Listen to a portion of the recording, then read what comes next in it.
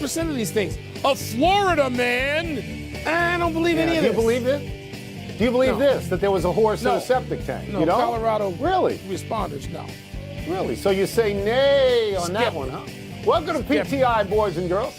In today's episode, Dallas is in distress. The Warriors win again, and Jeff Saturday joins us for a closer look at the Chiefs' offensive line.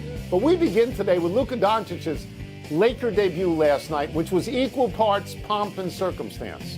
LeBron not only put on a Luka uniform shirt in warm-ups, but just this once, he allowed Luka to be introduced last. And LeBron's parting advice to Luka in the pregame huddle was, and I'm quoting here, "Be your effing self. Don't fit in. Fit the F out." Quote. To make the moment more Hollywood, of course the Lakers won. Wilbon, was one night enough to convince you of anything? Only that it'll be the fun that we think it's going to be, Tony, to watch. You have called for the network to stop broadcasting all other games and only put on right. LeBron Only and Laker Luka. games. Yeah. That's right. And so it's fun to watch. It's appointment television. I'm going to watch I can see them. I don't need any network to cancel stuff. I can see all the games as is. Many of us can, and I will watch. Tony, it doesn't convince me of anything except what I was already convinced of. The two of those guys, they know how to play with anybody.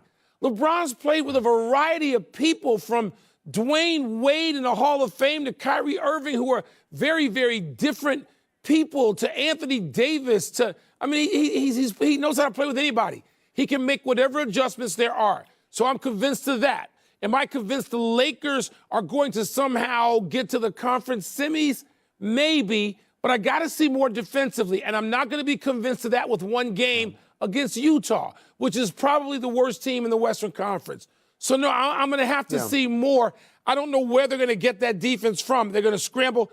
I mean, J.J. Redick has done a terrific job with two different teams, it seems, and he's going to have to continue that as coach, a first-year head coach. It's fun to watch. It's intriguing to watch. I don't know what I'm convinced of yet, other than it's fun. Yeah.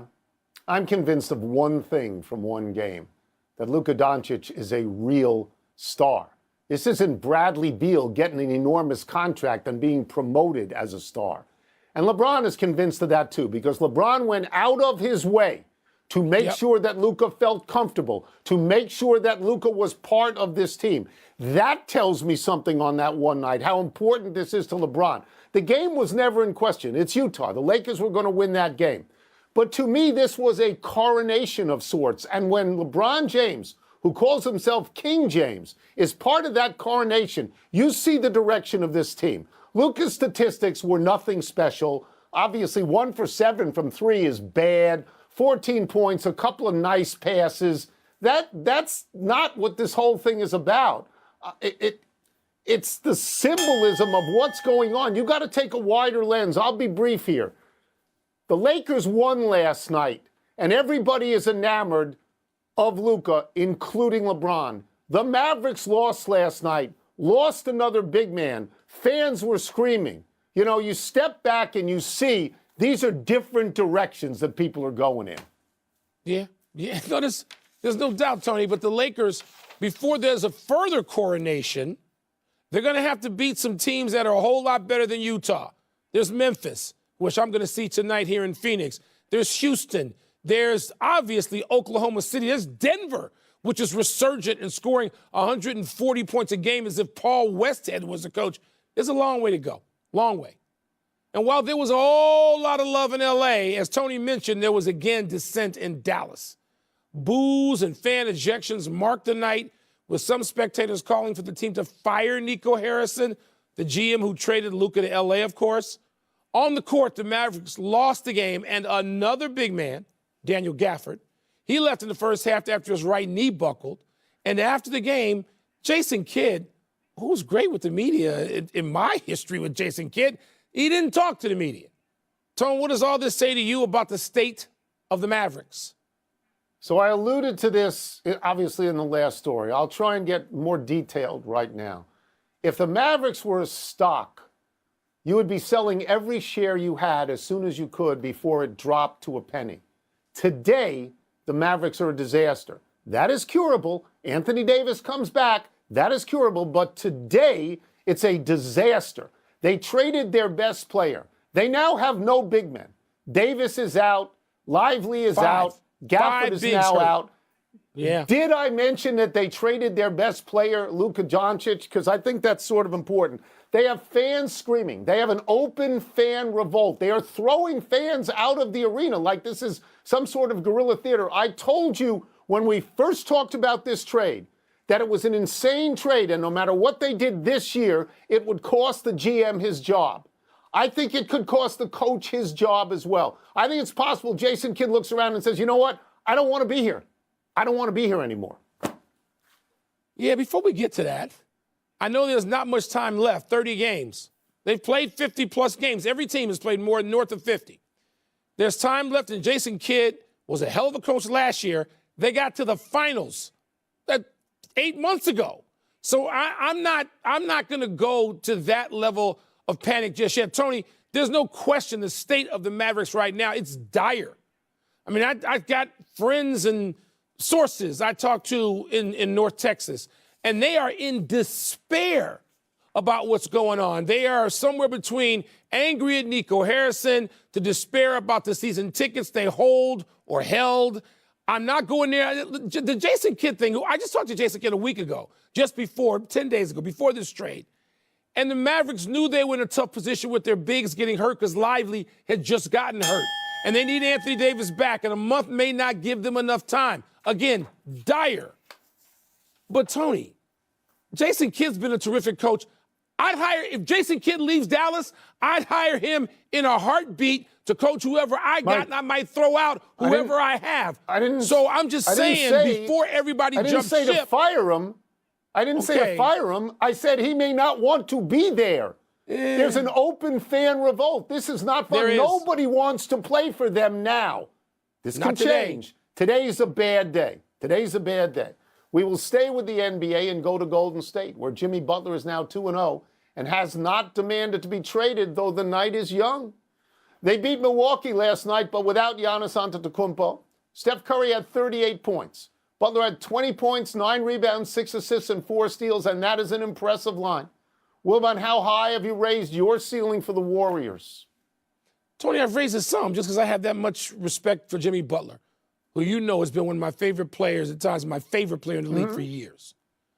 I have that much respect for him, and particularly in concert with Draymond Green and Steph Curry and Steve Kerr pulling the levers. I do. And then Steve Kerr even talked about getting to 6th, and that would be a good place to get.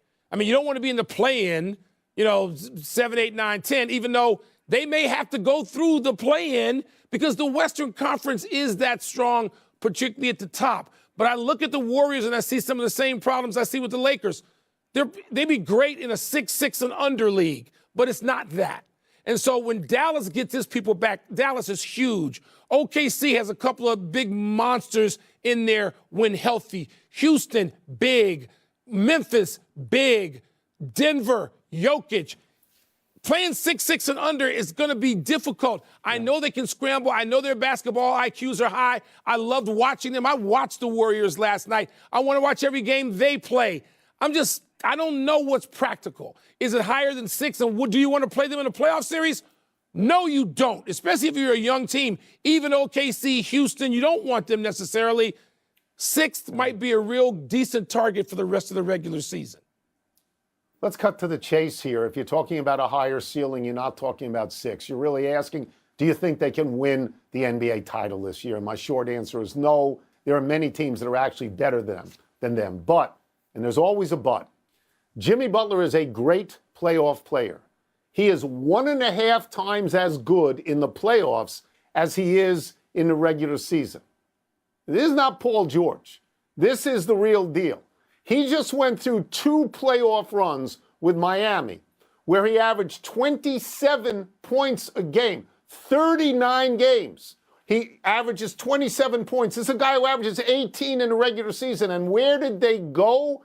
They went to the NBA Finals in one and the Conference Finals in another. Again, not Paul George. So you like to believe that with Jimmy Butler, almost anything is possible. You're 100% right. They're not big. They don't have any of that stuff.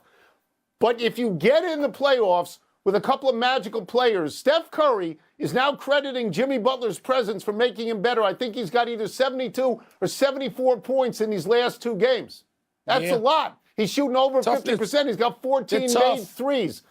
Okay, and he's correlating Butler's arrival with this renaissance. Got to take it seriously. Let's take a break. Yeah. Coming up is the Chiefs. One more takes the Saints job. Where's that going to leave the Eagles? The Warriors will be tough, Tony. They got 3 tough guys out there. I don't know if the size, lack of, is going to hurt them. The Chiefs' offensive line is taking a lot of heat after the Chiefs lost to the Eagles in the Super Bowl. So we have questions for our great friend and former center offensive line guy, ESPN NFL analyst Jeff Saturday. Let's start with this. Some people have blamed this loss on a poor Chiefs offensive line. And I would have to say that if you made me go to one category, that would be my category. Some have credited the talent and the scheme of the Eagles defense, surely, and some say that the Chiefs should have run the ball more. Where are you on all these things, Jeff? That's a great question. I'm going to go 33 1/3 to all of them. There is reason in every one of those statements. And the Chiefs offensive line did not play well. They know exactly where Mahomes is going to line up. That is a painful way to go play and get exposed. And then the talent of the Eagles offensive line is equal credit and share for how that game turned out. Well, Jeff, given that, clearly the Chiefs are going to have to do something to augment that offensive line. They've done it before. Yeah. This time around, they have limited cap space, limited money to go out and chase free agents. With that in mind, what do you do next?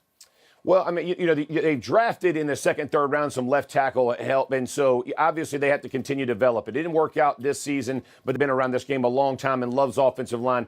Hopefully they can potentially guys and fix it through the draft. And so if that's the direction they head, I would trust that as well. That was what they did with Creed Humphreys and Trey Smith. And so, in my opinion, I think you bump Tooney back inside. Now you have 3 of the strongest inside. You sign Trey Smith to an extension, and you can work this thing out. But it was one of those things that happened, Mike, this year that just got spun out of control. And every answer they thought they had. And let's not forget their receivers were banged up a lot, too. So it all kind of, coincided with each other. They'll be back. Don't underestimate it because of a bad game. They'll figure this problem out.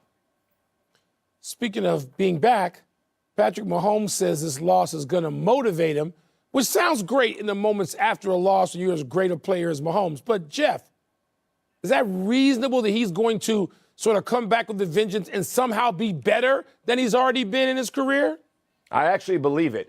And I believe it for this reason, because some of the errors that were made, and I understand that the offensive line contributed to it, but some of the errors made by Mahomes was on Mahomes, right? The role, it's Patrick Mahomes. We've talked a lot about the Chiefs. We'll get you out of here on a question about the Eagles. The Eagles had great coordinators this year, offense and defense. They've just lost Kellen Moore to be the head coach of the Saints. Well, does that create any unpredictability with the Eagles, or is this somehow a fairly easy fix? Well, you would like to say it would create a lot of unpredictability, and Kellen Moore did a great job, and it will take time to adjust. I think the guys had a new offensive coordinator almost every year. As long as you keep that part together and you bring in the other passing portion of it, I think it's still smooth sailing. Hurts can adjust, and that offensive line, and then you got Saquon Barkley, 2 of the best receivers on the outside, and a great tight end. Pretty much all offense is going to look pretty good, in my opinion. Yeah, all I would say to anybody out there is that in the NFC Championship game in the Super Bowl, they scored a total of 95 points. How do you like that? 95. Thank you, Let Jeff. them know. Thank you, Jeff. Appreciate it. Let's take one last break. Still to come, Michaela Schifrin cites fear as a reason for withdrawing from Thursday's World Championship race. And will Alex Rodriguez and his partner get the votes necessary to buy the T-Wolves? Minnesota. I wonder if Jeff's ever seen a team that scored that many points in those 2 important games.